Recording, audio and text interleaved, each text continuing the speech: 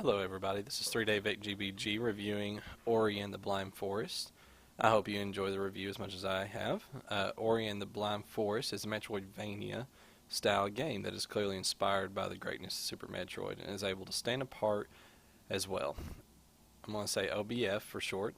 OBF is one of the few games that I have had the joy to play lately that makes no hiding its inspiration, but is also able to make a solid game all its own. Warning, from this point on, I will give a few spoilers as the video plays out. Ori and the Blind Forest focuses around a small spirit called Ori. In the opening sequences of the game, you find that Ori started as a leaf on the spirit tree that sustains all of Nibel, which is the forest itself. Ori, during a storm, is orphaned from the spirit tree and adopted and raised by Naru, a sweet character that wants nothing other than to see Ori grow and be strong. Events quickly turn sour in Nibel, and we find out quickly enough that when Ori was orphaned, the antagonist, Kuro, came and wreaked havoc on the spirit tree. Ori is now tasked with the need to find all the elements that the spirit tree sustained and restore their power in order to restore Nibel back to its natural state. As with many of the Metroidvania-style games, Ori starts off extremely weak and doesn't gain the ability to do much of anything aside from jump until Ori meets Scene, a fragment of the spirit tree that will aid Ori in the journey to restore Nibel to the lush forest it once was. Scene is not just the guy that points Ori where to go, but the source of Ori's power-ups and ability to fight enemies. Scene provides the ability to shoot spirit fire that destroys the fungal growths and enemies that wish you harm, and also unlocks the ability to create a soul link. It's both a save point, health regenerator, and ability upgrade access point. As in many other games that are inspired by Metroid, there are save points that restore all your health and ability spheres, and map points that show that the areas of the map you have yet to explore. To unlock the map for each zone, you must find map pieces to restore the map fountain. And the save points will also completely restore your health as well as your ability spheres. Throughout the game, you will come across two types of locks. One of the locks is unlocked by gathering keys throughout the level, and the other you have ability spheres, which will you come to the lock and you'll see one in this review that has 4 or 2 or however many ability spheres you need to unlock the door. A lot of these ability sphere door unlocks will lead to upgrades both to your health and your ability sphere count or an ability point. Artistically, Ori and the Blind Forest is one of the most gorgeous games I have ever seen. The only game that uses art like this that I have played is Guild Wars 2.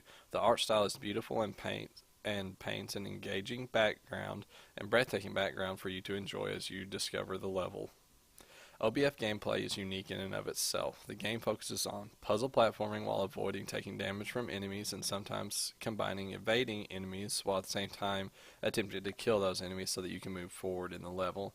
At each major stage in the game, you unlock new abilities, which in turn unlock the ability to progress through the map. Once you have unlocked abilities that aid you in exploring your zone, you eventually make your way to a temple, or what I call a temple. The first major temple you reach is called the Jinso Tree. This is the home of the element of water, and it is here you meet your first major challenge.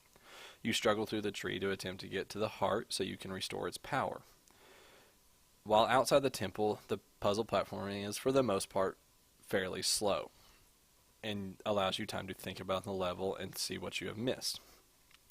Once you get into the temple and you have restored the power that is within the temple, you have to race to escape the element that you have restored. The Jinso Tree was my first experience with this, and everyone's first experience with this who plays the game. It is a rapid, quick snapshot of what you should do. You have to think and react quickly and use the abilities you unlock to escape the torrent of water, air, fire, whatever it may be, you have to escape.